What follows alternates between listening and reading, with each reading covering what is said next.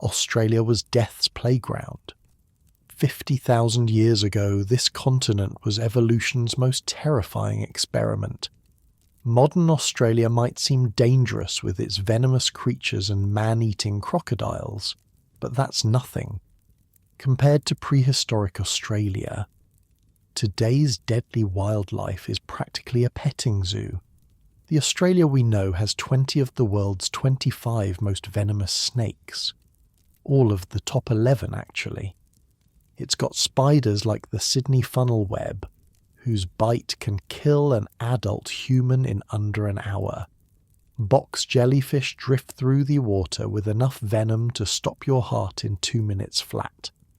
Cone snails, those tiny pretty seashells you'd think are harmless, pack a sting so lethal they're called cigarette snails, because you'll be dead before you finish one. The saltwater crocodile grows up to 23 feet long and weighs over 2,200 pounds. It's the largest reptile alive today, and it actively hunts people. Even this seemingly harmless cassowary bird can gut a human being with one kick. It's one of the very few birds on Earth known to have killed people. Australia has 66 species of venomous marine animals, including the blue-ringed octopus, small enough to fit in your palm, toxic enough to kill 26 humans with a single dose. But compared to prehistoric Australia, today's Australia is the kiddie pool, because 50,000 years ago, this place wasn't just dangerous. It was apocalyptic. Giant land-running crocodiles that sprinted like greyhounds, lizards bigger than most cars, probably venomous. Snakes longer than SUVs with the strength to crush prey to death. Marsupial predators that could bite through bone like butter, and herbivores so massive and mean they made elephants look like Labradors. When the first humans showed up, if they knew what awaited them, they'd probably never have gone there in the first place. The land croc from your nightmares was the first horror on the list. The Quincana. This wasn't some crocodile look-alike, it was the real deal. A genuine crocodilian, but not like the ones you see lazing around today. The Quincana wasn't built for lurking in muddy water, it was built to run. Long, powerful legs lifted its body clear off the ground. Hoof-like toes for better grip on rough terrain. A flattened tail less for swimming, more for balance and sprinting. Basically, imagine a croc with the chassis of a greyhound. Most adults stretched around 10 feet long and weighed about 440 pounds, about the size of a big American alligator. But that's just the average. The biggest Quincana specimens could grow over 20 feet long, more than twice the size of a grown man, and weigh close to 1,000 pounds. And they weren't just big, they were perfectly armed. Their teeth weren't conical for gripping fish like modern crocs. They were blade-like, heavily serrated, built to slice clean through muscle and bone, exactly the kind of teeth you see in meat-slicing dinosaurs. These weren't ambush predators lying still in rivers. These were land-hunting, flesh-shredding sprint machines. Paleontologists even estimate their bite force could exceed 1,500 pounds per square inch, enough to split a human torso in one crunch. And if you're thinking, okay, just stay near the water, they won't chase me there, think again. There's good evidence Quincana could swim too. Not as gracefully as a true aquatic croc, sure, but well enough to catch you if you dove in hoping for a miracle. On land or in water, it didn't matter. The Quincana had you covered. Terribly covered. But even the land crocs had competition. Enter Megalania. Or if you want to be scientific about it, Varanus priscus. Yeah, scientists gave it the technical name. But let's be honest, Megalania sounds way cooler. It literally means great roamer, which is a polite way of saying terrifying land dragon. This was a monitor lizard, just like today's Komodo dragons, except way bigger and way nastier. Minimum estimates put Megalania at around 11 feet long and weighing about 350 pounds. Already massive, about the size of a big sea lion, but the largest reconstructions suggest the biggest Megalania could hit up to 26 feet in length, and not some skinny snake build either. This thing was beefy, robust enough to weigh close to 4,000 pounds. That's 2 tons. For comparison, that's about as long as the longest recorded anaconda, but 8 times heavier. And it wasn't just big for show. It had razor-sharp, recurved teeth, curved backward, designed to hook into flesh and not let go. Teeth that could pierce, tear, and hold struggling prey.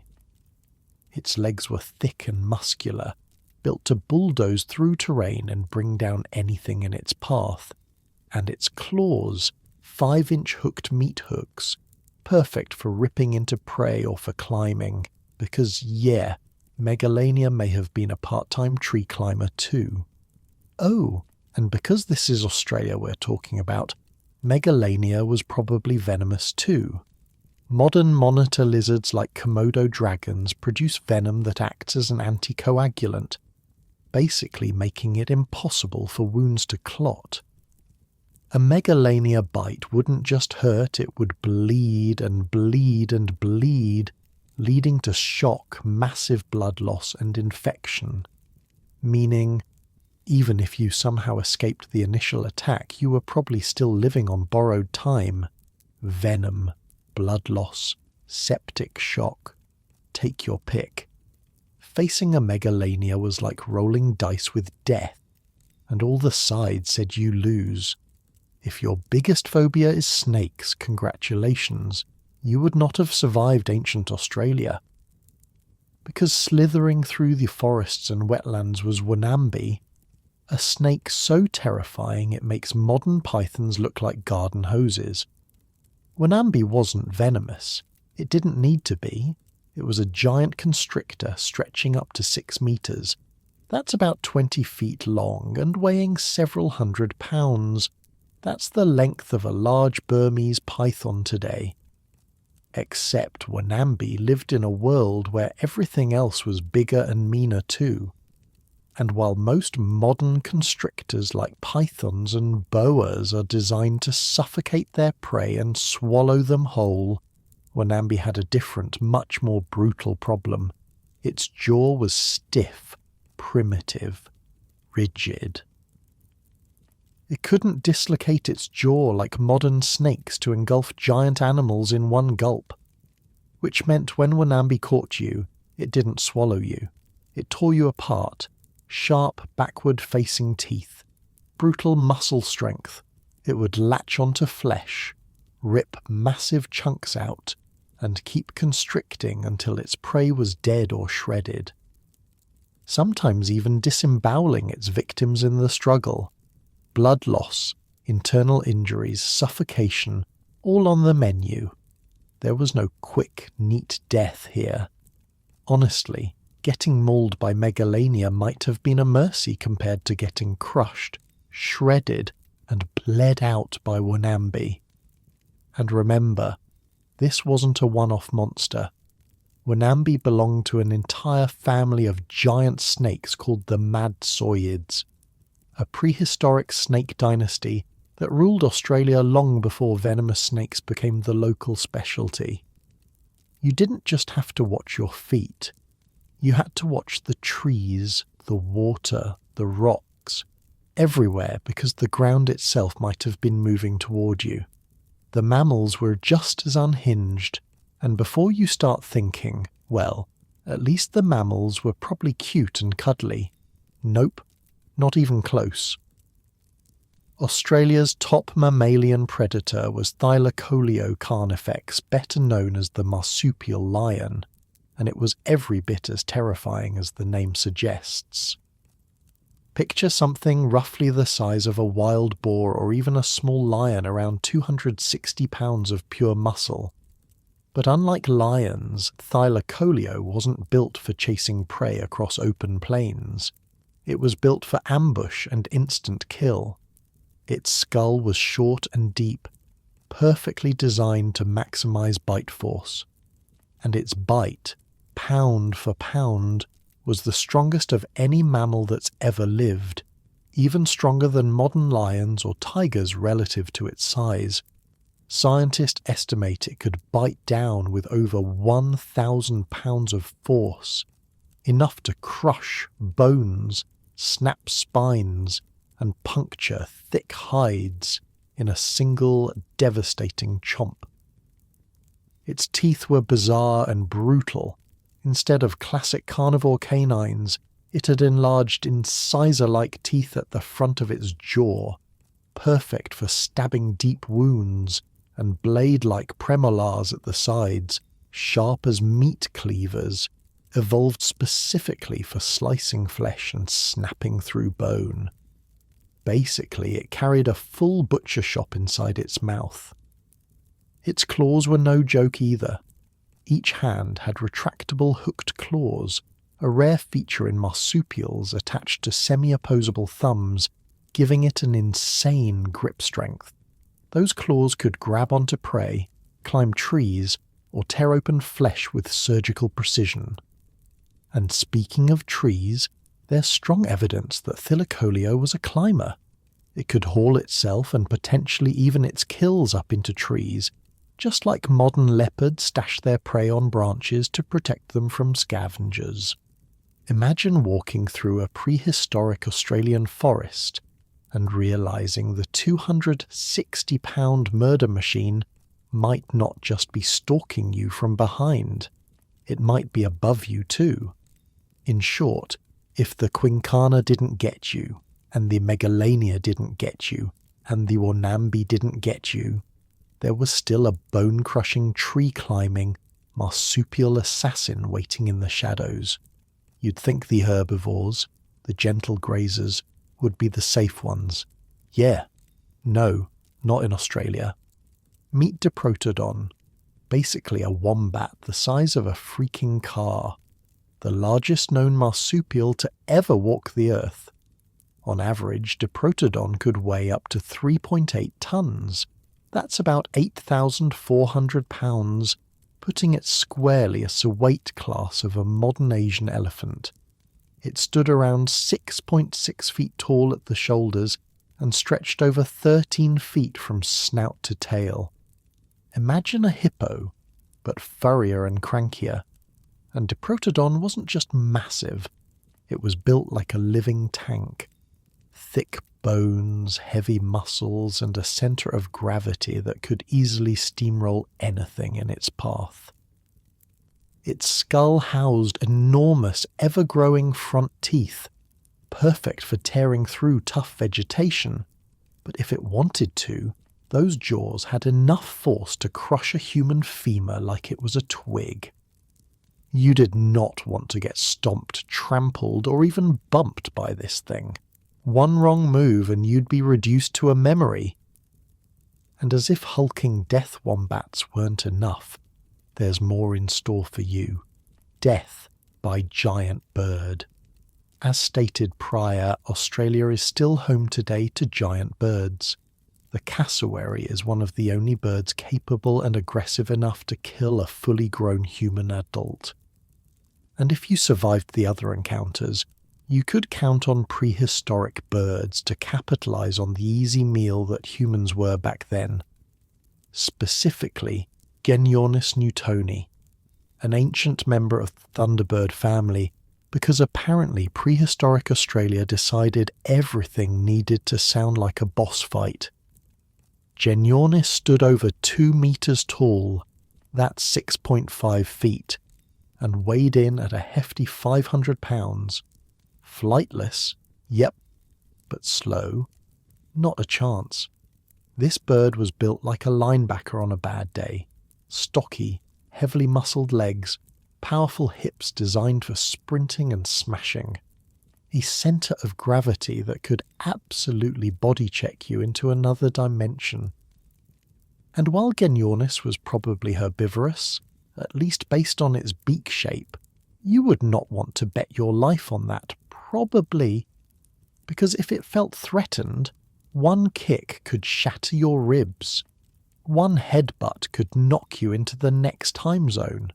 Their thick, heavy legs could deliver crushing blows strong enough to send a human-sized predator or unlucky human flying.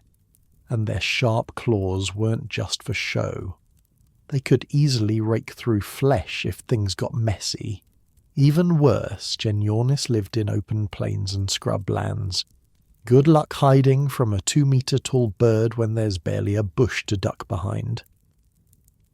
In a place already crawling with reptilian monsters and killer mammals, prehistoric humans also had to worry about death by giant chicken. Because Australia was humanity's hardest level, and here's the kicker.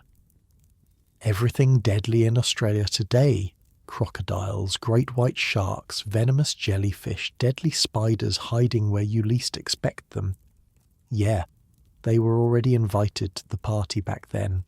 So, on top of today's living nightmare that is the Australian wilderness, well, now you could add those ancient species just to make sure sleep exists only in your sweetest memories.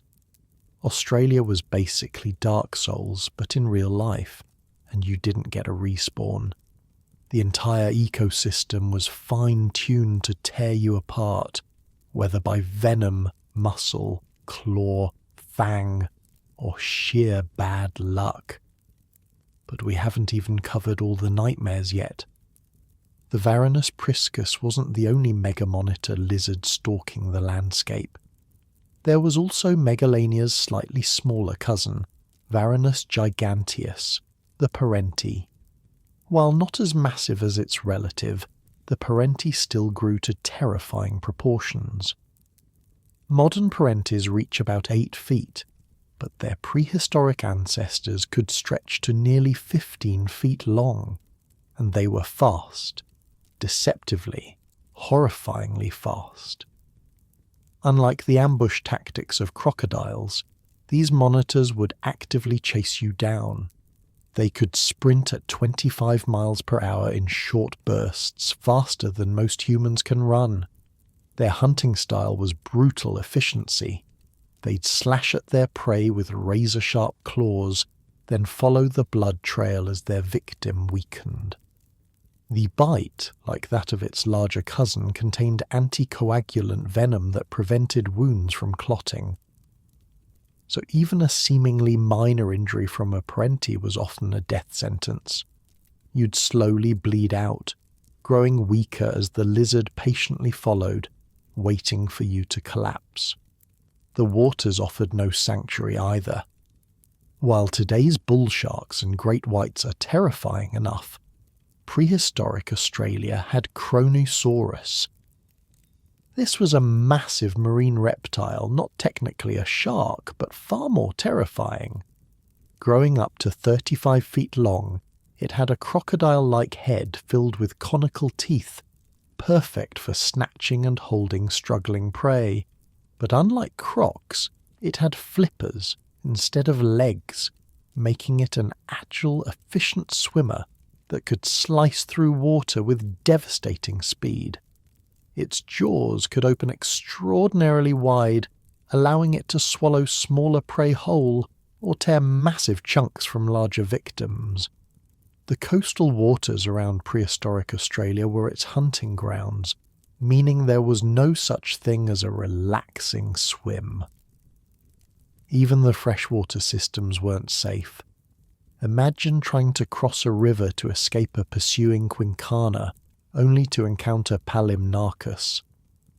This was another crocodilian, but one that remained true to its aquatic nature, and it was enormous, potentially reaching over 26 feet in length. Its snout was broader than modern crocodiles, packed with teeth designed for crushing, perfect for shattering turtle shells or human bones with equal ease.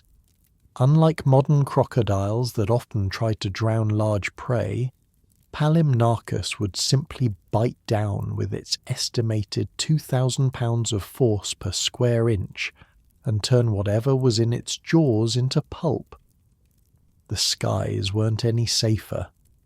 While not as immediately deadly to humans as the land and water predators, the wedge-tailed eagle's prehistoric ancestor had a wingspan of nearly 12 feet.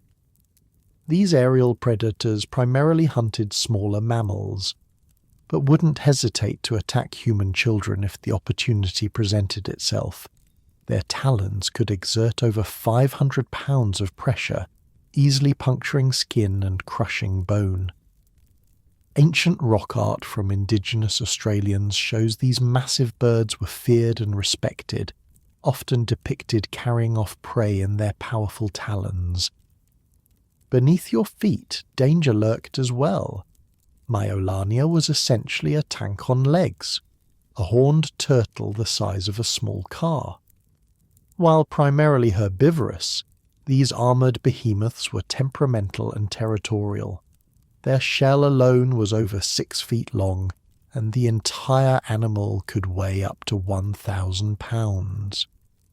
Their heads featured defensive horns and a beak that could slice through vegetation or human flesh with ease. While slow-moving, they were virtually unstoppable once they built momentum. If you were unfortunate enough to be in the path of a charging Megalania, your options were limited to get out of the way or be flattened. Speaking of being flattened, Prehistoric, the giant short-faced kangaroo, reached 10 feet tall and weighed over 500 pounds. Unlike modern kangaroos, its face was short and rounded, adapted for consuming tough vegetation. Its forelimbs were uniquely adapted with 2 fingers that formed a hook-like apparatus, possibly for pulling branches closer to feed. But its most terrifying feature was its legs. A kick from a modern red kangaroo can disembowel a human. Now imagine the power behind the legs of an animal 5 times larger. Prehistoric could cover massive distances in a single bound and deliver kicks that would make today's kangaroos look like playful puppies. Then there was Thylacosmilus, often called the marsupial saber-tooth.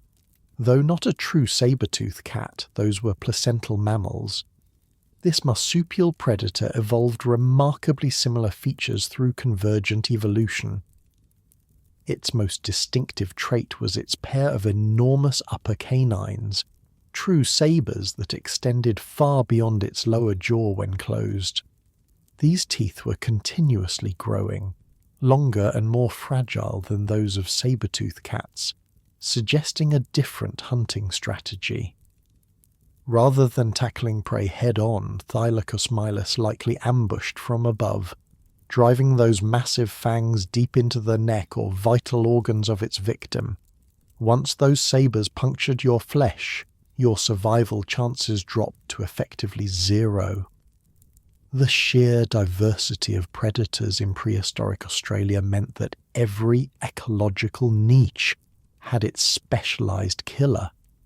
There were burrowing predators that could surprise you from below, arboreal hunters that would drop on you from above, pack hunters that would coordinate to drive you toward waiting ambushes, nocturnal stalkers with enhanced senses to find you in the dark.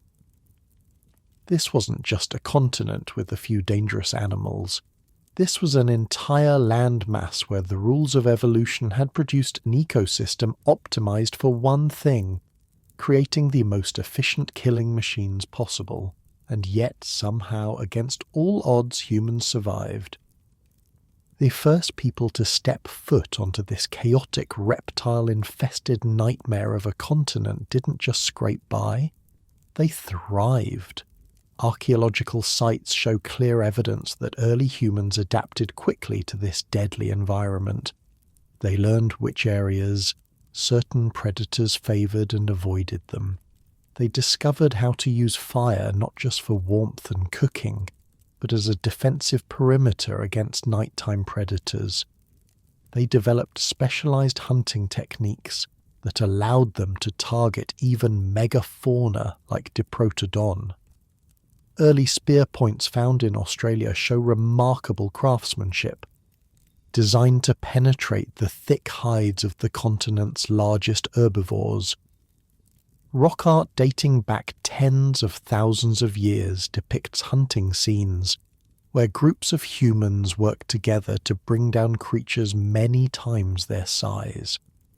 They learned the landscape intimately, where to find water during droughts, which plants were edible and which could be used medicinally. They passed this knowledge down through complex oral traditions, creating a cultural memory that helped each new generation survive. They even turned some predators into prey. Evidence suggests humans hunted even the fearsome Megalania, likely through carefully coordinated group efforts that minimized individual risk. The indigenous peoples of Australia developed technologies specifically adapted to their environment. The Wambi, a spear-throwing tool, effectively doubled the range and power of a thrown spear, allowing hunters to maintain a safer distance from dangerous prey. Specialized boomerangs weren't just for hunting birds. The heavy hunting boomerangs could break the legs of larger animals, bringing them down for easier killing. But perhaps their most important adaptation was social. Strong community bonds and sophisticated knowledge-sharing systems meant that survival wasn't an individual burden but a collective achievement. When a dangerous predator was spotted, warning systems quickly alerted everyone in the area. When large prey was successfully hunted, the meat was shared according to established customs that ensured everyone's survival. Over thousands of years, these early humans didn't just learn to survive in Australia's nightmare landscape. They became part of it.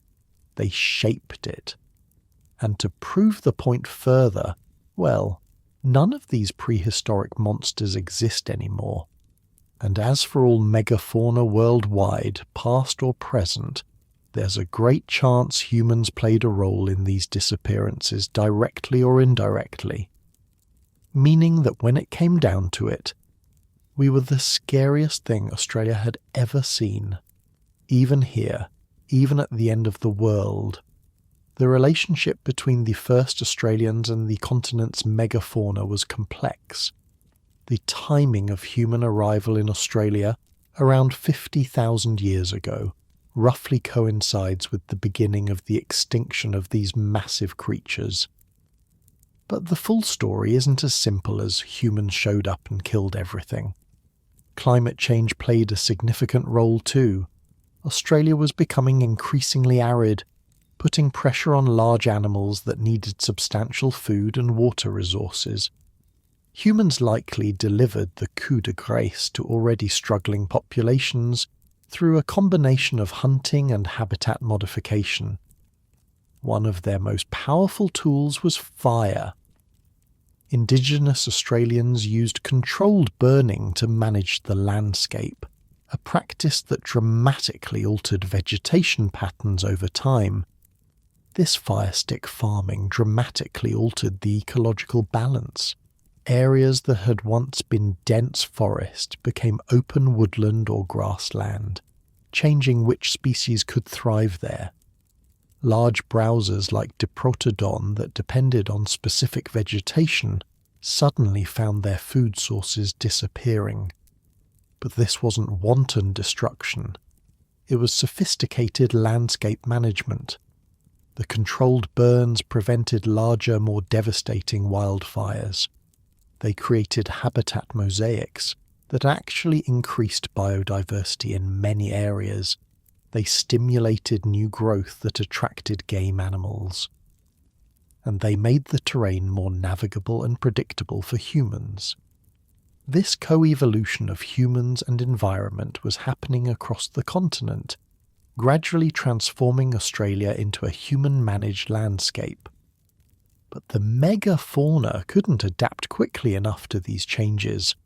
One by one, the giants began to disappear from the fossil record. First, the largest, most specialized feeders like Diprotodon, whose massive bodies required enormous amounts of food. Then the apex predators like Megalania and Thylacoleo, whose prey base was shrinking. By about 40,000 years ago, most of Australia's megafauna was gone or in serious decline. But this wasn't a case of humans simply wiping out these animals in a frenzy of overhunting. Archaeological evidence of direct human predation on megafauna is surprisingly limited. Instead, it was the cumulative effect of multiple pressures: climate change, habitat modification, selective hunting, and the introduction of a new apex predator into an ecosystem that had never encountered anything like humans before. The extinction didn't happen overnight.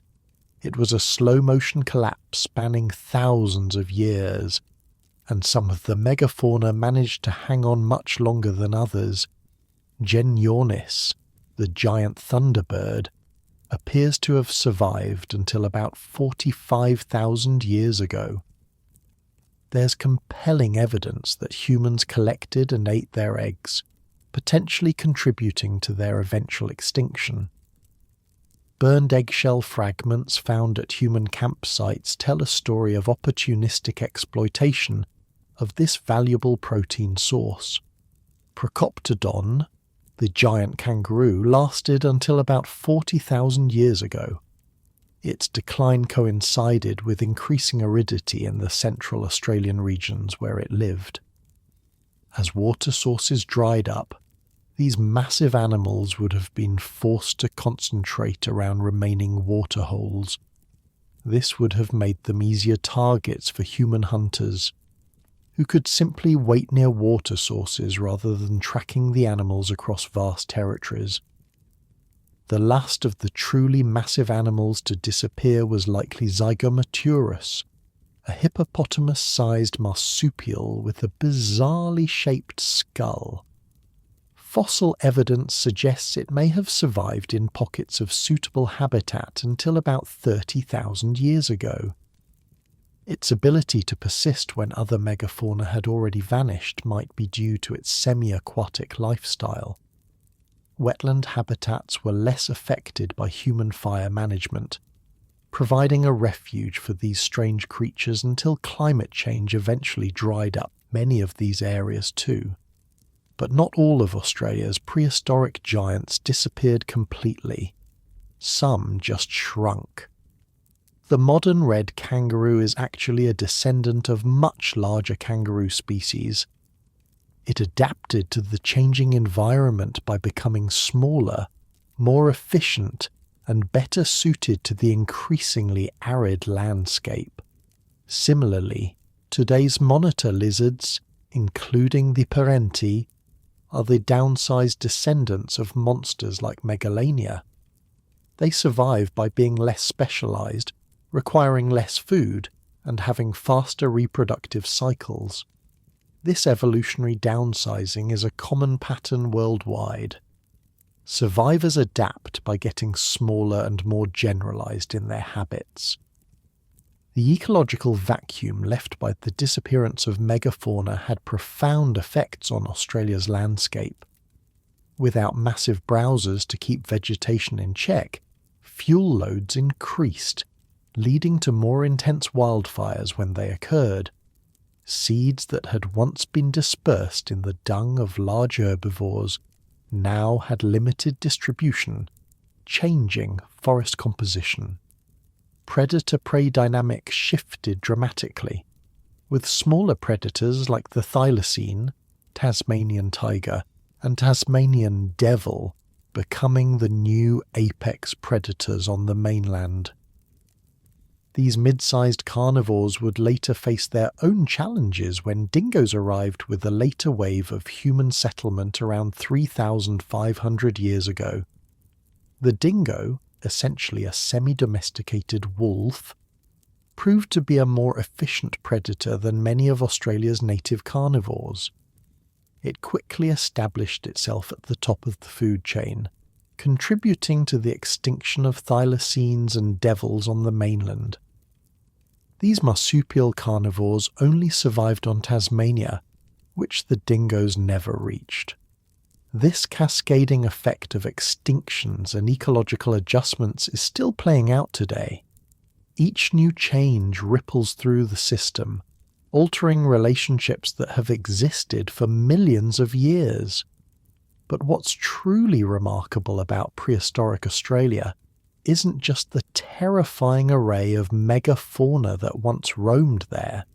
It's how these animals evolved in the first place. Australia has been isolated from other continents for about 30 million years. This isolation created what scientists call a natural laboratory for evolution. Without competition or genetic exchange with species from other continents, Australia's fauna evolved along entirely different lines than the rest of the world. While Africa and Eurasia were dominated by placental mammals, lions, elephants, rhinos, Australia became the kingdom of marsupials. Marsupials are mammals that give birth to highly underdeveloped young, which then continue to develop in a pouch. This reproductive strategy requires less initial energy investment than the placental approach of growing a fully developed infant inside the womb. In the harsh, unpredictable Australian environment, this turned out to be a winning adaptation. Female marsupials could pause embryonic development during droughts, then resume when conditions improved. They could abandon pouch young in extreme circumstances, preserving the mother's survival and future reproductive potential. This flexibility allowed marsupials to thrive in Australia's boom and bust ecosystem, where rainfall and food availability could vary dramatically from year to year.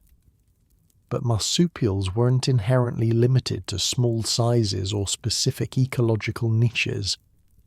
In Australia's isolation, they underwent what scientists call adaptive radiation, evolving to fill virtually every ecological role.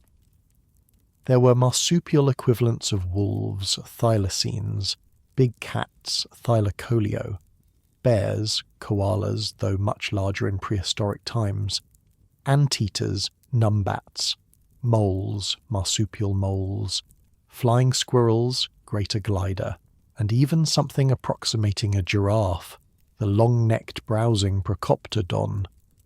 This parallel evolution created creatures that looked remarkably similar to their placental counterparts elsewhere in the world, despite being unrelated. It's one of the most dramatic examples of convergent evolution on the planet. The marsupial body plan proved incredibly adaptable, producing everything from the tiny 5-gram honey possum to the 3-ton Diprotodon. But marsupials weren't the only unique evolutionary experiment happening in prehistoric Australia. The continent was also home to monotremes, egg-laying mammals like the platypus and echidna. These bizarre creatures represent an even earlier branch of mammalian evolution, retaining features like egg-laying while also having mammalian traits like fur and milk production. Prehistoric Australia had larger versions of these creatures too. Zyglosus hacketi was a giant echidna the size of a sheep, with powerful digging claws that could tear through termite mounds or root beds with ease. Obdurodon was a beaver-sized platypus with actual teeth, unlike modern platypuses, which have horny pads. It likely hunted larger prey, possibly even small vertebrates in the ancient river systems. The monotremes represent yet another successful evolutionary strategy in Australia's isolated laboratory. But perhaps the most impressive aspect of prehistoric Australia's evolutionary story is how quickly these adaptations occurred. When Australia separated from Antarctica and began drifting northward about 30 million years ago, it was covered in lush rainforest and populated by relatively small marsupials. As the continent moved away from the South Pole, it became increasingly arid. Rainforests retreated to coastal regions, replaced by woodlands, grasslands, and eventually the harsh desert that characterises much of Central Australia today. In response to these changing conditions, Australia's animals evolved at a remarkable pace. The largest marsupials grew to gigantic proportions during periods when the climate was more favourable, then specialised for the increasingly harsh conditions. Diprotodon evolved specialised teeth for processing tough fibrous vegetation as the plant communities changed.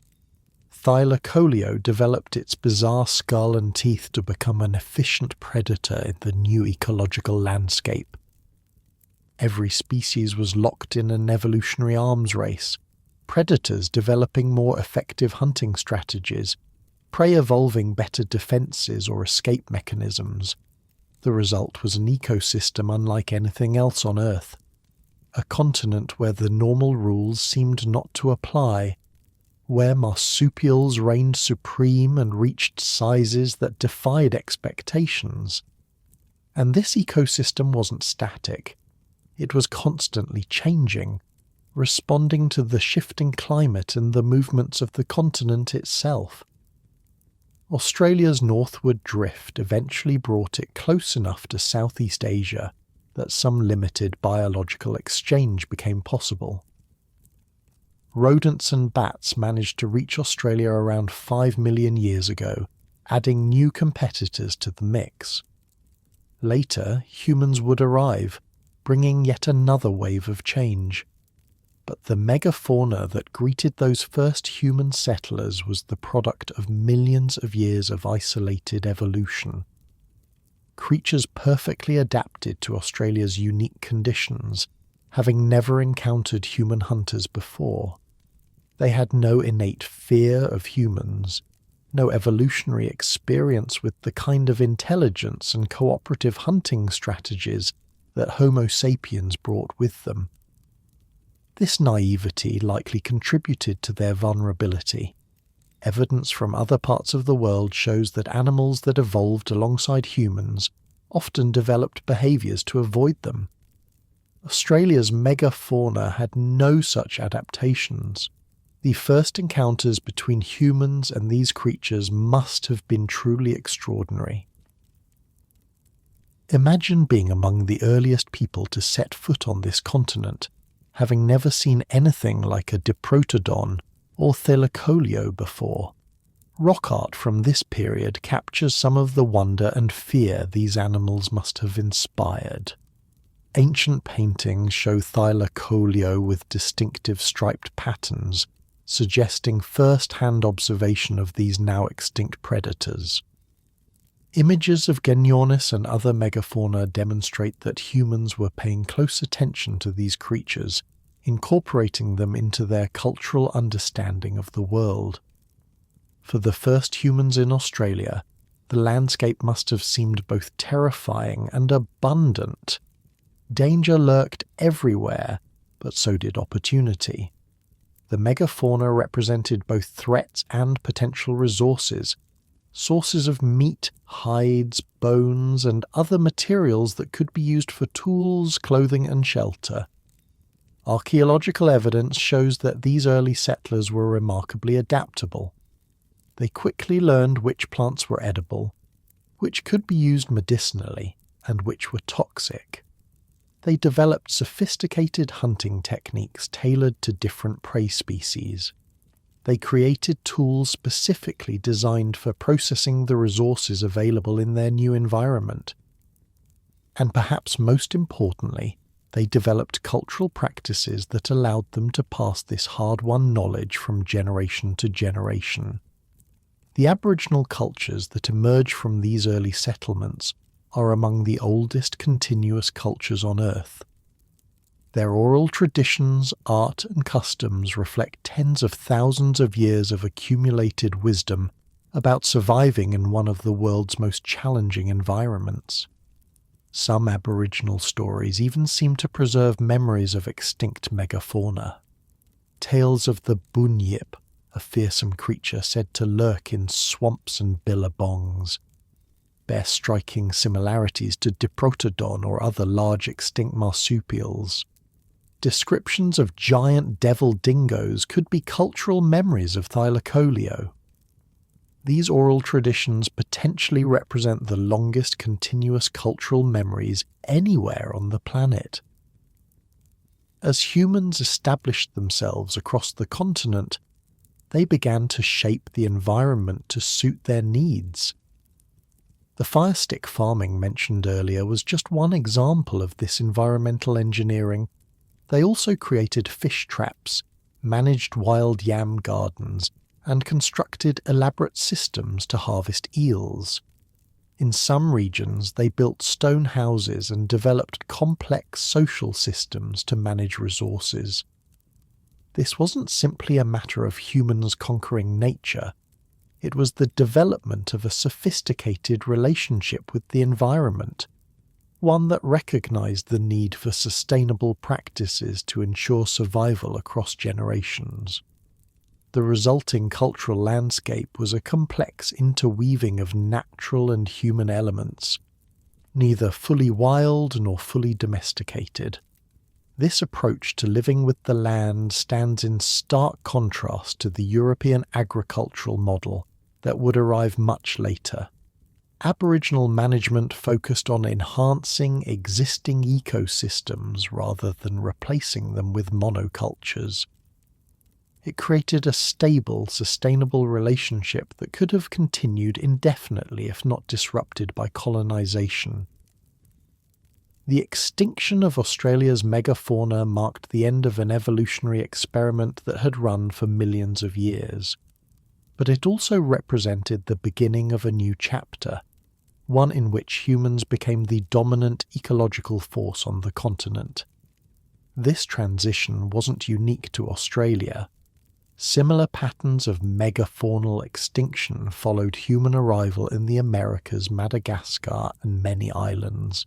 But Australia's case is particularly well documented and spans a longer time frame than most.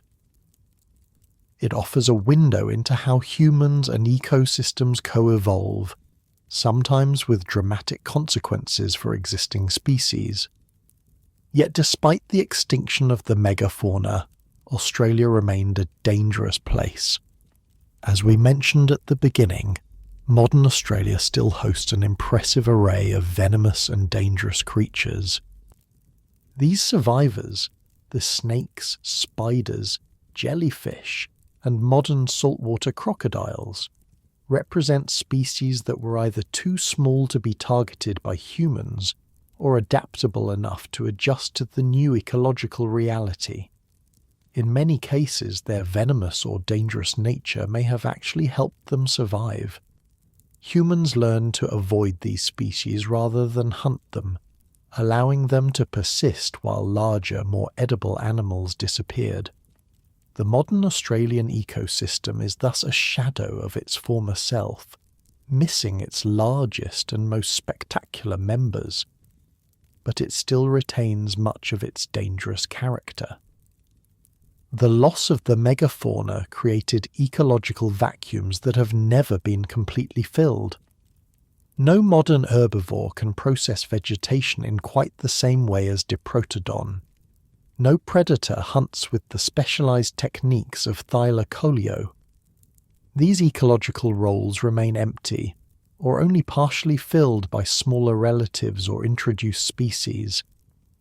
Scientists call this an empty or half-empty ecosystem, one missing key functional components that would have been present in the past. This emptiness has consequences that ripple throughout the entire ecological web. Plants that evolve defensive adaptations against now extinct browsers continue to produce thorns, toxins, or hard-to-digest compounds that no longer serve their original purpose. Seeds that evolved to pass through the digestive systems of large herbivores now have limited dispersal mechanisms, and in the absence of large native predators, introduced species like cats and foxes have run rampant, causing further extinctions of smaller native animals.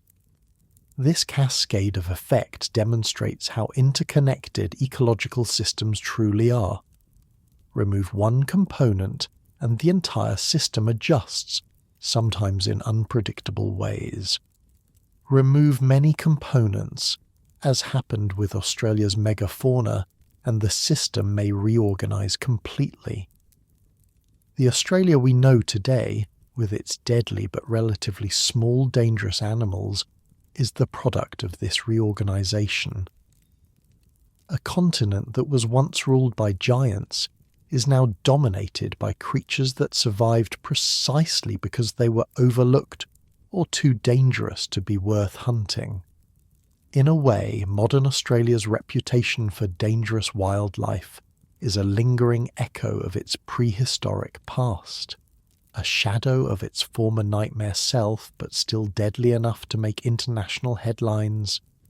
The creatures that give Australia its fearsome reputation today are essentially the evolutionary leftovers, the survivors that found niches and advantages too specific for humans to disrupt. Take the Sydney funnel web spider, widely regarded as one of the world's most dangerous arachnids. Its venom evolved primarily to kill insects, but through a bizarre evolutionary coincidence, it's particularly toxic to primates, including humans. This wasn't an adaptation aimed at us. Humans weren't even in Australia when this venom developed. It's essentially a fluke, an accidental bioweapon that happens to target our specific physiology. The male Sydney funnel web is particularly aggressive during mating season, actively seeking confrontation rather than fleeing. This behaviour makes no evolutionary sense when dealing with something as large as a human, but it makes perfect sense for intimidating rival males or potential predators closer to the spider's size. We just happen to trigger the same defensive reactions, with potentially fatal consequences. Similar stories explain most of Australia's venomous creatures. The inland taipan, often cited as the world's most venomous snake, evolved its powerful neurotoxin to quickly immobilize small mammals in the arid interior. Its venom is overkill for these prey items, capable of killing over 100 humans with a single bite. But in a harsh desert environment where meals are scarce, ensuring that prey doesn't escape is worth the metabolic cost of producing such potent venom. The blue-ringed octopus, tiny enough to fit in your palm, carries enough tetrodotoxin to kill 26 adults. This toxin isn't even produced by the octopus itself. It's manufactured by bacteria that live symbiotically in the octopus's salivary glands. This relationship evolved as a defense mechanism against predatory fish, not humans. We're simply collateral damage in an ancient chemical arms race between marine species. The box jellyfish, with its nearly invisible tentacles and venom that can stop a human heart in minutes, developed its toxic arsenal to efficiently capture fish. The pain its sting causes is so severe that victims have been known to drown or die from shock before the venom itself can kill them. This isn't malice, it's just evolutionary efficiency, taken to extremes in an environment where competition for resources has always been fierce. Even the platypus, that seemingly harmless oddball of the animal kingdom, packs a surprising punch. Male platypuses have venomous spurs on their hind legs, capable of causing pain so intense that it can't be relieved with conventional painkillers. Victims have reported agony lasting for months. This venom evolved for competition between males during mating season, not for fending off human handlers. We're simply experiencing the side effects of an evolutionary adaptation meant for platypus society. Australia's reputation for dangerous wildlife is thus something of a cosmic joke. Few, if any, of these venoms or defense mechanisms evolved specifically to target humans. We just happened to arrive late in the evolutionary game and found ourselves vulnerable to weapons developed for entirely different purposes. It's a stark reminder that we're newcomers to ecosystems that have been developing complex relationships for millions of years. But the true wonder of Australia isn't just its dangerous creatures, past or present. It's the entire evolutionary experiment that played out in isolation for tens of millions of years. An experiment that produced some of the strangest, most specialized creatures ever to exist. Consider the marsupial mole, which independently evolved almost identical features to placental moles, despite being separated by over 150 million years of evolution. Both have velvety fur, powerful digging claws, reduced eyes, and a streamlined body perfect for underground movement. Yet they're completely unrelated, a textbook example of convergent evolution. Or the thylacine, the marsupial wolf, which evolved a canid body plan so similar to true wolves that even trained zoologists might struggle to identify it as a marsupial from a distance. Same ecological niche, same body solution, completely different evolutionary origin. Australia gave us the only egg-laying mammals that still exist, the platypus and echidnas. These monotremes represent an ancient branch of mammalian evolution, preserving features from the very earliest mammals while also developing unique specializations of their own. The platypus can sense electrical fields produced by its prey's muscle movements, allowing it to hunt with its eyes, ears, and nose closed underwater. This electroreception is a feature it shares with sharks, not other mammals. Even Australia's plants tell a story of isolation and unique evolutionary pressures. Eucalyptus trees, which dominate much of the Australian landscape, have evolved to not just withstand fire, but actively promote it. Their oil-rich leaves are highly flammable, and many species require fire to release seeds from their woody seed pods. Some even have specialized bark that can protect the inner living tissue during a blaze, allowing the tree to resprout while competitors die off. This isn't just adaptation to fire, it's a strategy that uses fire as a competitive advantage. In a very real sense, eucalyptus trees weaponized fire millions of years before humans ever thought to control it. The harsh conditions of the Australian continent drove extraordinary adaptations. Water-holding frogs that can absorb moisture equal to 30% of their body weight through their skin, then bury themselves for months or years until the next rainfall. Plants that developed symbiotic relationships with fungi to extract moisture from seemingly bone-dry soil. Kangaroos that can pause embryonic development, a process called embryonic diapause, when environmental conditions aren't favourable for raising young. Seeds that remain dormant for decades, waiting for the specific chemical signals released by smoke to trigger germination. These adaptations reflect the boom and bust nature of the Australian environment, where resources can be abundant one season and virtually non-existent the next. The organisms that survived here had to develop not just resistance to harsh conditions, but strategies to exploit good conditions when they appeared. This evolutionary pressure cooker produced creatures with capabilities that seem almost like science fiction. The mallee fowl, a chicken-sized bird, builds compost mounds that can reach 6 feet high and 30 feet across. It then lays its eggs inside using the heat generated by decomposition to incubate them. The male constantly monitors the temperature by sticking its beak into the mound, adding or removing material to maintain the perfect incubation temperature within 1 degree. This is literally a bird that invented composting as a reproductive strategy. Termites in northern Australia build mounds oriented precisely north-south to regulate temperature. The narrow profile faces the sun during the hottest part of the day, minimizing solar heating.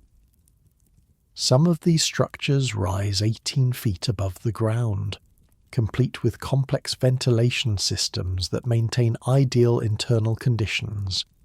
These are insects creating climate-controlled high-rises. The thorny devil, a small lizard of the arid regions, has evolved microscopic channels between its scales that can draw water up from damp sand through capillary action. It can even collect morning dew on its body and channel it directly to its mouth. In a desert environment, it's essentially wearing its own water collection system. Perhaps most bizarrely, the gastric brooding frog, now unfortunately extinct, would swallow its own fertilized eggs. The eggs would develop inside the mother's stomach, which would stop producing acid to avoid digesting the offspring. The tadpoles would complete their development there, eventually crawling out of the mother's mouth as fully formed froglets. This reproductive strategy has never been documented in any other vertebrate species. These examples barely scratch the surface of Australian evolutionary innovations. The continent is effectively a showcase of what life can accomplish when left to experiment in isolation for millions of years. But this biological wonderland faced its greatest disruption when a new predator arrived, one with the unique ability to modify its environment rather than simply adapt to it. Humans didn't just hunt Australia's megafauna, they changed the rules of the game entirely. The sophisticated land management practiced by Aboriginal Australians transformed the continent in ways that ripple through to the present day. Their use of fire wasn't haphazard or destructive. It was a carefully calibrated system designed to create habitat mosaics, patches of land in different stages of regeneration after burning. This mosaic approach increased biodiversity by providing different types of habitat within a relatively small area. Recently burned patches would produce fresh green shoots, attracting grazing animals. Areas burned a few years earlier would develop dense undergrowth, providing shelter for smaller creatures. Mature patches left unburned for longer periods would support different plant communities and their associated animals. This created a landscape that was more productive for human use, while also maintaining high biodiversity. It was ecosystem engineering on a continental scale, practiced sustainably for tens of thousands of years. The evidence for this management is written in the landscape itself. Fire-adapted plant communities dominate much of Australia, having co-evolved with human burning practices over millennia. Many native plants not only tolerate fire but require it for reproduction or competitive advantage. The absence of these traditional burning practices following European colonization led to catastrophic changes in many ecosystems. Fuel loads increased, resulting in hotter, more destructive wildfires. Plant communities shifted, with fire-dependent species declining in some areas. Animal populations that had adapted to the human-influenced mosaic landscape faced new challenges. This ecological disruption continues to pose challenges for modern land management in Australia. Recent efforts to incorporate traditional Aboriginal burning practices into conservation strategies represent an acknowledgement of the sophisticated environmental knowledge developed over countless generations. But the most profound impact of human arrival was undoubtedly on the megafauna.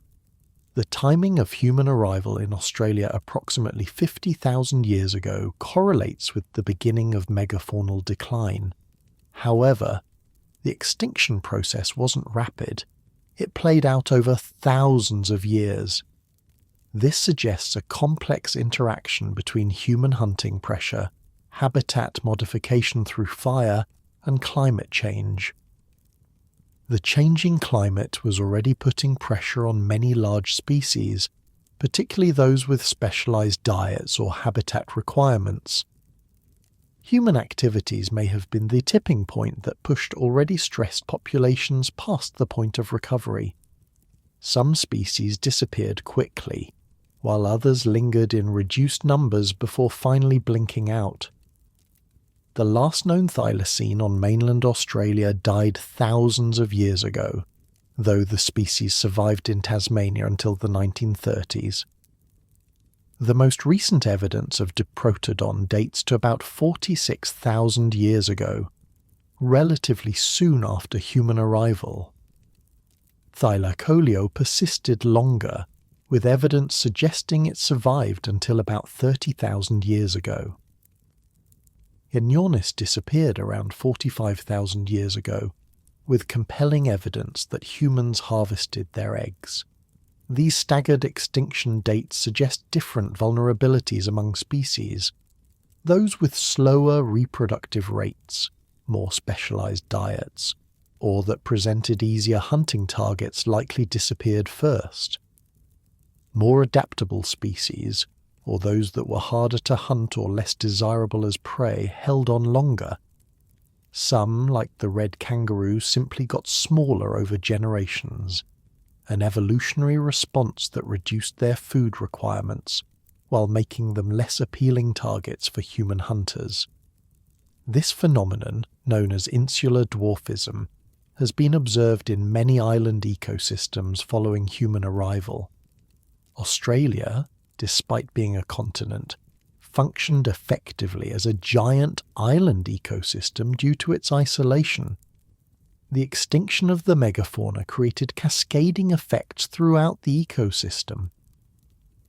Without large browsers to keep vegetation in check, fuel loads increased, potentially making fires more severe when they occurred.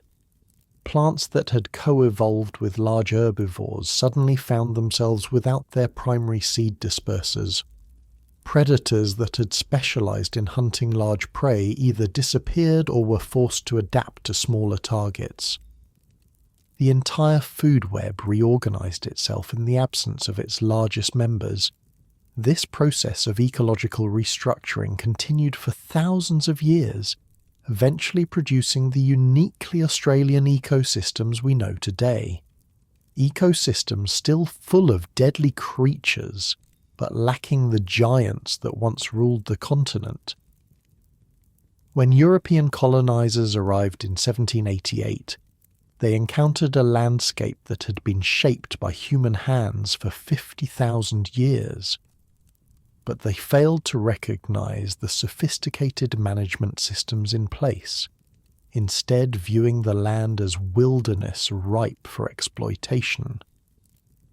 This fundamental misunderstanding led to catastrophic environmental changes as European agricultural practices were imposed on ecosystems that had evolved under very different management regimes.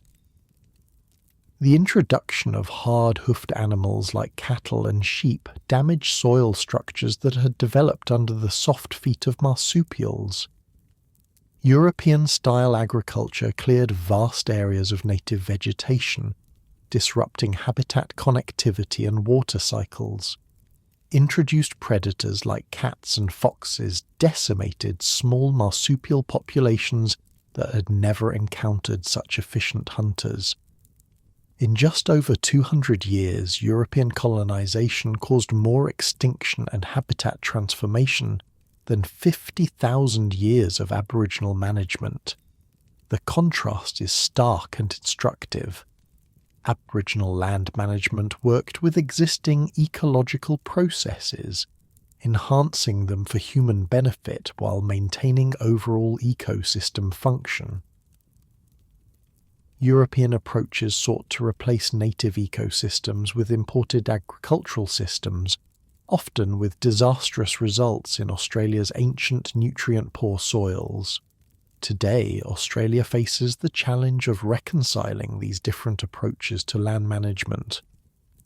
Modern conservation efforts increasingly incorporate traditional Aboriginal knowledge, recognizing the sophisticated understanding of ecosystem dynamics developed over thousands of generations.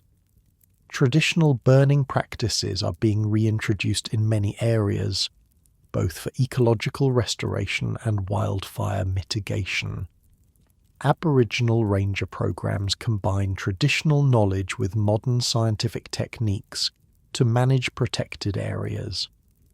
And archaeologists and paleoecologists continue to unravel the complex story of how humans and Australian ecosystems have shaped each other over tens of thousands of years. This story is still being written. Recent research suggests that some of Australia's megafauna may have survived longer than previously thought, possibly coexisting with humans for many thousands of years before finally disappearing. Evidence from Kangaroo Island indicates that Diprotodon may have persisted there until about 41,000 years ago, several thousand years later than on the mainland. This suggests that the extinction process was more complex and varied than a simple humans arrived and everything died narrative. Similarly, new findings continue to push back the date of human arrival in Australia. Recent discoveries at Majidbeb Rock Shelter in Arnhem Land suggest humans may have been present by 65,000 years ago, significantly earlier than the widely accepted date of around 50,000 years ago. If confirmed, this would mean humans and megafauna coexisted for even longer than previously thought, complicating our understanding of their interactions. The story of prehistoric Australia and its terrifying menagerie of megafauna is thus not just a tale of monsters from the distant past. It's a case study in how ecosystems respond to disruption, how humans impact their environment, and how evolution works over deep time. The lessons from this natural experiment continue to inform our understanding of ecology, evolution, and conservation. They remind us that ecosystems are not static but constantly changing, responding to both internal dynamics and external pressures. They show us that human activities have profound and long-lasting impacts on the natural world, even when those activities seem sustainable in the short term, and they demonstrate the incredible adaptive capacity of life, which has produced solutions to environmental challenges that we're only beginning to understand. As we face the challenges of the Anthropocene, our current era defined by human impacts on the planet, the story of prehistoric Australia offers both cautionary tales and hopeful insights. It shows us the fragility of ecosystems when faced with new pressures, but also their resilience and capacity for reorganization. It reveals the destructive potential of human activity, but also our ability to develop sustainable relationships with the natural world. Most importantly, it reminds us that we are not separate from nature, but embedded within it. Our actions ripple through ecosystems in complex and often unpredictable ways, just as the arrival of those first human settlers in Australia set in motion changes that would transform an entire continent. Understanding this interconnectedness is perhaps the most valuable lesson prehistoric Australia has to offer. The terrifying creatures that once roamed the continent weren't simply monsters from a lost world. They were integral parts of a complex ecosystem that had evolved over millions of years of isolation. Their disappearance changed Australia forever, creating the conditions for the emergence of new ecological relationships, including, eventually, our modern understanding of Australia as a land of deadly creatures, a shadow of its former self, but still capable of inspiring awe and fear in equal measure. So next time you hear about Australia's dangerous wildlife, remember that you're hearing just the latest chapter in a story that spans millions of years, a story of evolution in isolation, of adaptation to harsh conditions, of the arrival of a new predator with the unique ability to reshape its environment. A story that continues to unfold today as we grapple with the legacy of past extinctions and the challenge of preventing new ones. Australia wasn't just home to terrifying prehistoric monsters, it was and remains one of the greatest evolutionary experiments our planet has ever conducted.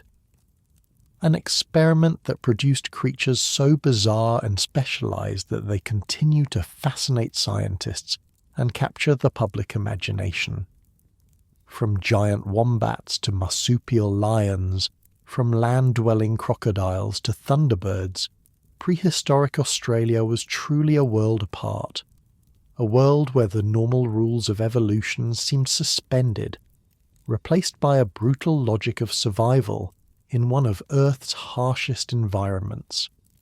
A world where the arrival of humans changed everything, setting in motion ecological changes that continue to ripple through to the present day. And a world that, despite being lost to time, continues to inform our understanding of evolution, extinction, and the complex interplay between humans and their environment. The nightmare creatures of prehistoric Australia may be gone, but their legacy lives on in the continent's unique ecosystems, in the DNA of their surviving relatives, and in our growing understanding of how life adapts to challenge and change. Their story is far from over. It's still being written in the arid deserts, lush rainforests, and coastal waters of modern Australia, in the adaptations of surviving species, in the management practices of indigenous peoples, and in the ongoing efforts to conserve what remains of this biological wonderland. The next time someone mentions Australia's dangerous wildlife, you can smile knowingly, because now you understand that today's deadly creatures are just the epilogue to a much longer, much more terrifying story. A story of prehistoric Australia, the true nightmare continent. But here's the truly mind-blowing part of this story. We think of ourselves as the apex predator today, the species that changed everything, and yet, the earliest humans who ventured into this nightmare landscape had essentially Stone Age technology. They arrived with basic tools, spears, stone knives, wooden implements, nothing that would seem particularly impressive to modern eyes. No guns, no vehicles, no protective gear beyond what they could fashion from plant fibres and animal skins. They walked into Australia's evolutionary house of horrors armed with little more than their wits, their social cooperation, and their ability to control fire. And somehow they not only survived, they thrived. Archaeological evidence shows these early Australians didn't just cower in fear of the megafauna. They actively hunted creatures many times their size. Fossilized bones of Diprotodon show distinctive cut marks made by stone tools. Genyornis eggshells appear at ancient campsites, clearly collected as food. Even the fearsome Thylacoleo wasn't safe. A skull found in the Nullarbor Plain shows damage consistent with the spear wound. How did they do it? The secret wasn't superior physical strength or natural weapons. It was something far more powerful: collective intelligence and cultural adaptation. These early humans used sophisticated cooperative hunting strategies.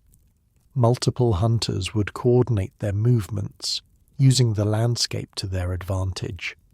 They studied animal behavior, learning migration patterns, feeding habits, and vulnerabilities.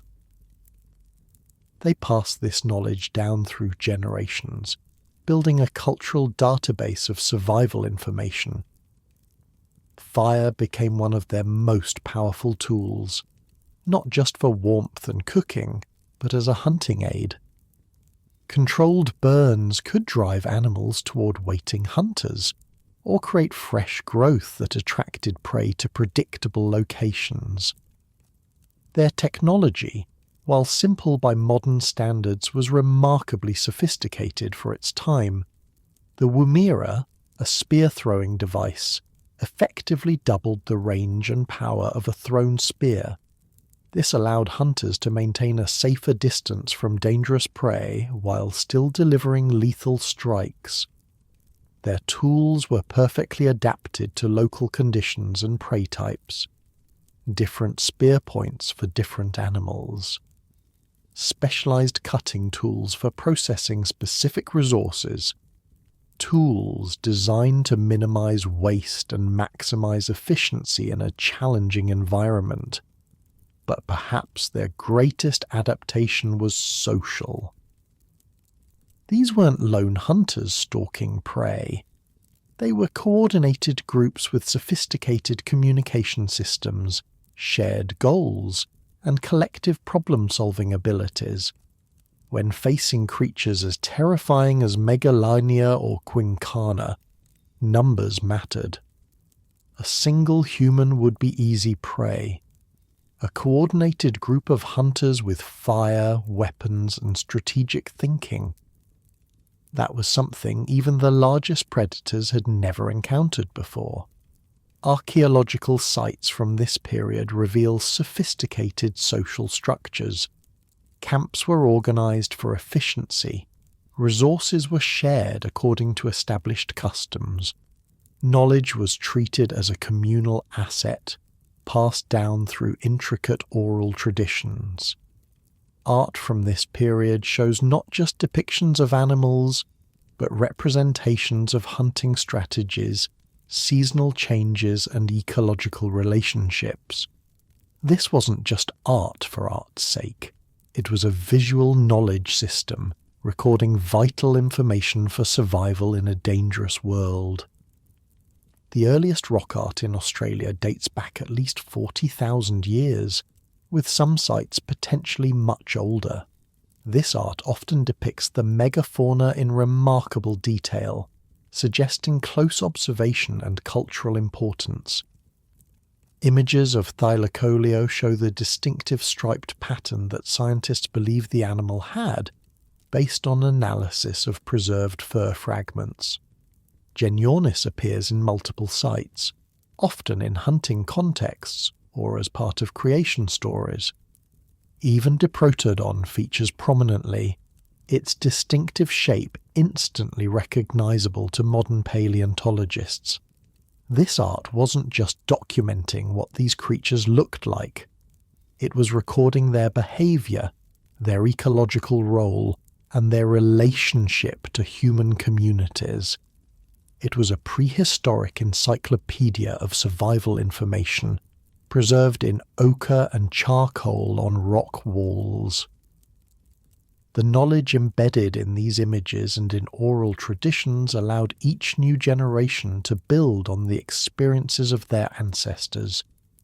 They didn't have to rediscover which plants were poisonous, which animals were most dangerous, or which habitats offered the best resources. This accumulated wisdom gave them a decisive advantage in Australia's evolutionary arms race. While the megafauna had evolved physical adaptations over millions of years, humans could adapt behaviorally within a single generation.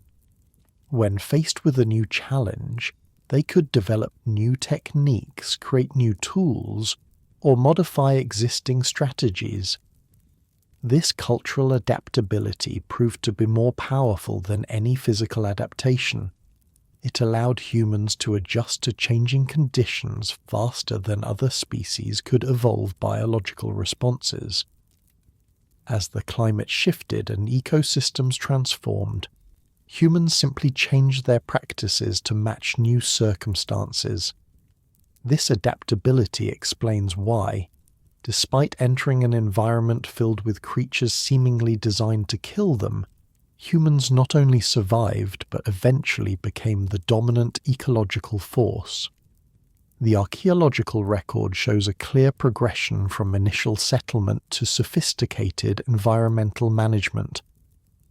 Early sites show opportunistic exploitation of readily available resources. Later sites reveal increasingly specialized tools and techniques tailored to specific habitats and prey types. By about 30,000 years ago, humans had established permanent settlements across much of the continent, including in some of Australia's harshest environments.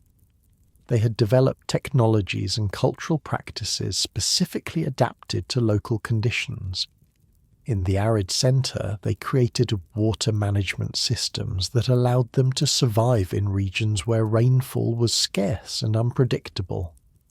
Along the coasts, they built fish traps and developed watercraft for exploiting marine resources. In forested regions, they managed vegetation through controlled burning to promote desired plant species and create habitat for target animals. This wasn't just adaptation to the environment, it was active management of ecological systems for human benefit.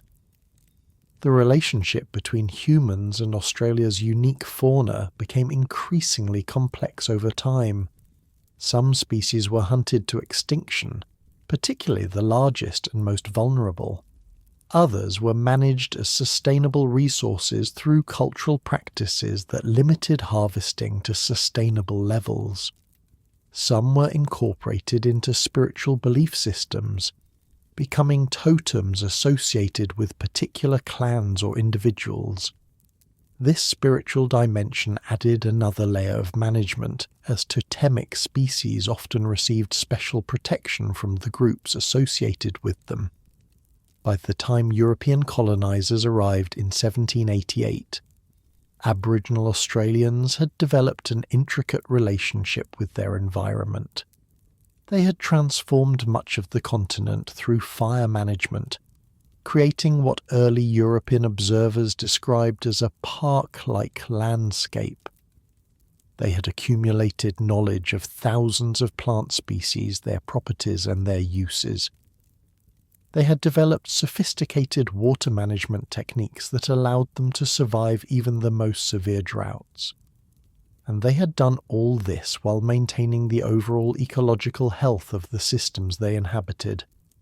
This stands in stark contrast to the European approach to Australia's environment, where Aboriginal management worked with existing ecological processes. European colonizers attempted to impose completely different systems. They cleared land for European-style agriculture, introduced non-native species that quickly became invasive, and disrupted water cycles that had been stable for thousands of years. The results were often disastrous: soil erosion, salinity problems, loss of biodiversity, and the creation of new ecological threats.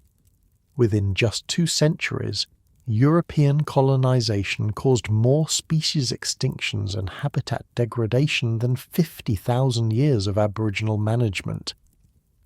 The thylacine, which had survived on mainland Australia for millions of years before being displaced by dingoes, was hunted to extinction in Tasmania by 1936. The paradise parrot, once common in eastern Australia, disappeared by the 1920s due to habitat loss and trapping. Dozens of small marsupials vanished as cats and foxes spread across the continent.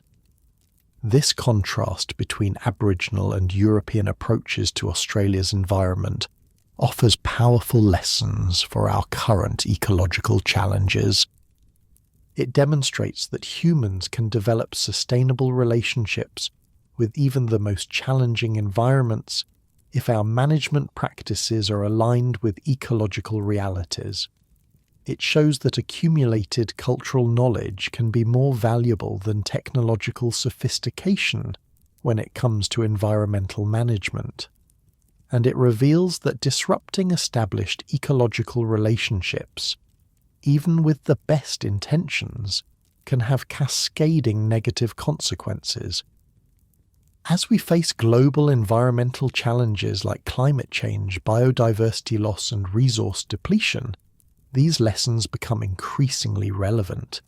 The story of prehistoric Australia and its terrifying megafauna is thus not just a tale of monsters from the distant past. It's a case study in ecological relationships, human adaptation, and the complex interplay between culture and environment.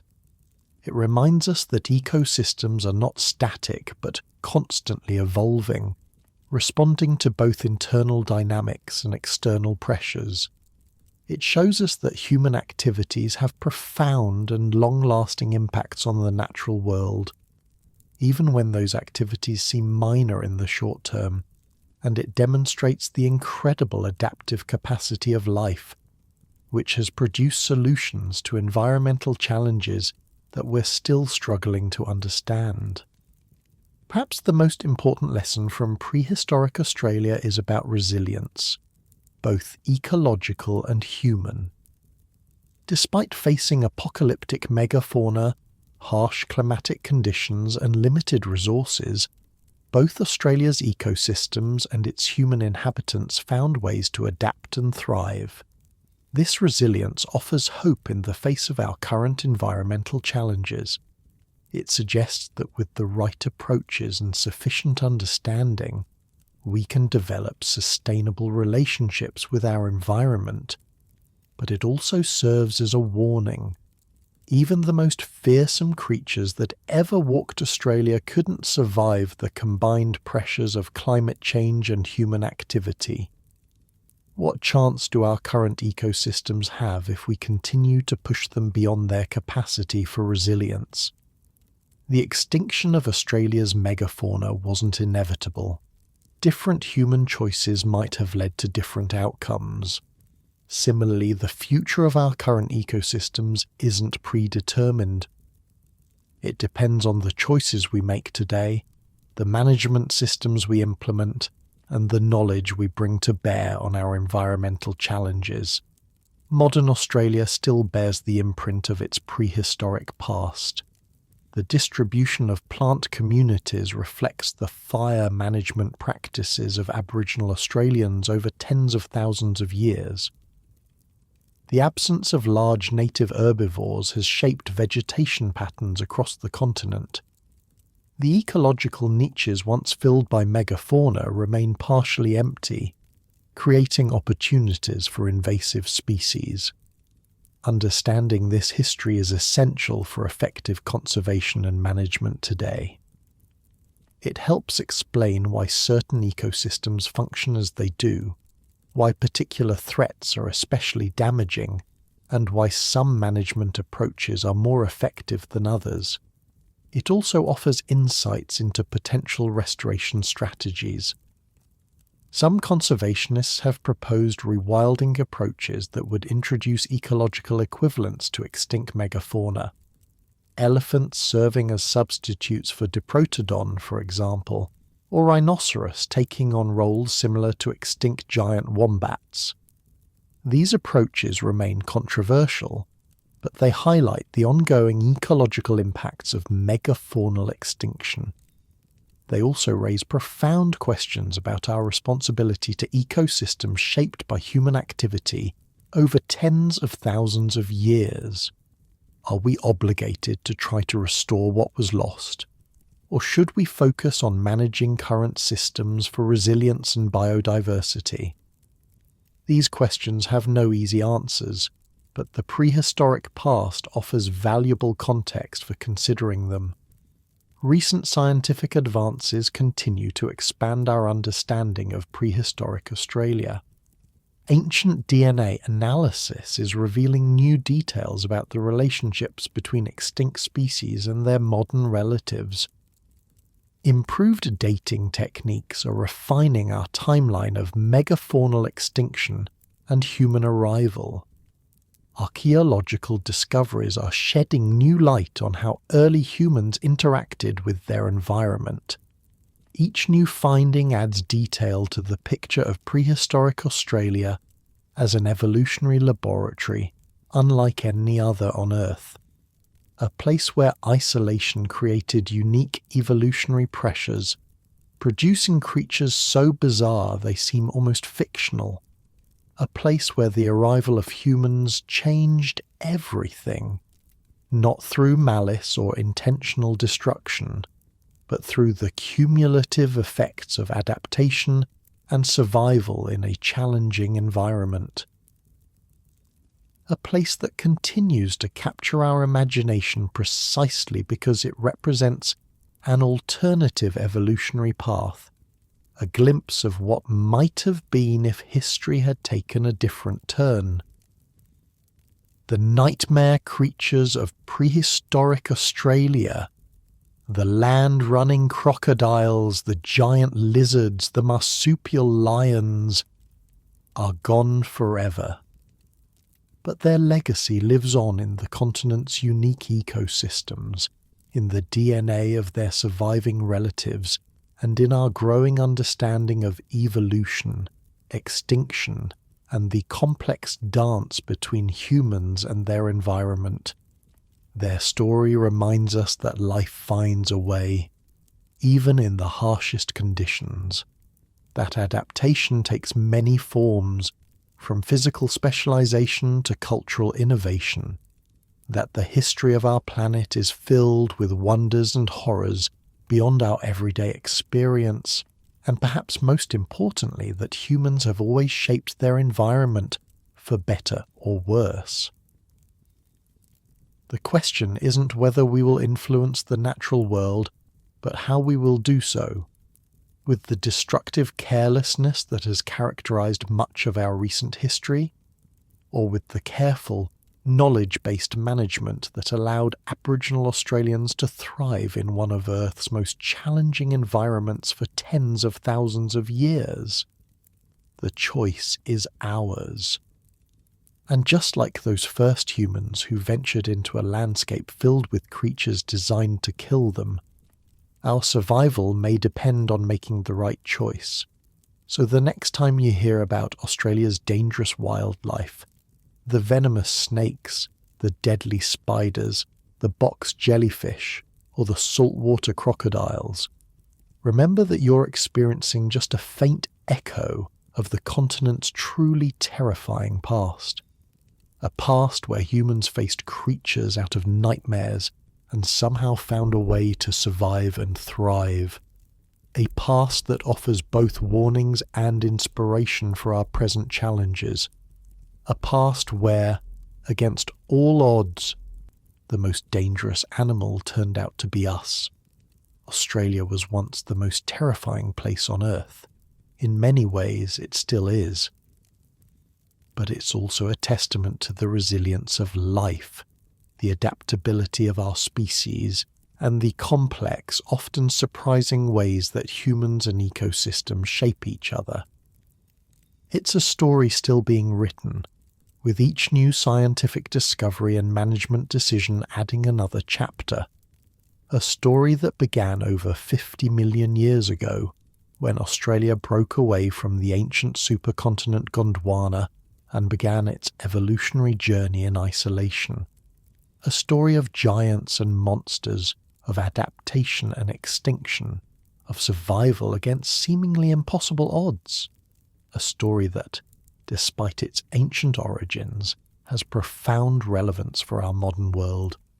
Because if humans could find a way to thrive in prehistoric Australia, surrounded by land crocodiles and marsupial lions and giant lizards, perhaps we can find solutions to our current environmental challenges as well.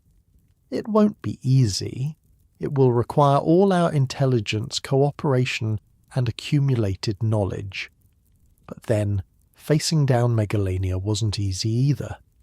And somehow, armed with nothing more than stone tools and collective wisdom, our ancestors figured it out. Maybe, just maybe, we can too. Australia's prehistoric nightmare might be over, but its lessons are more important than ever.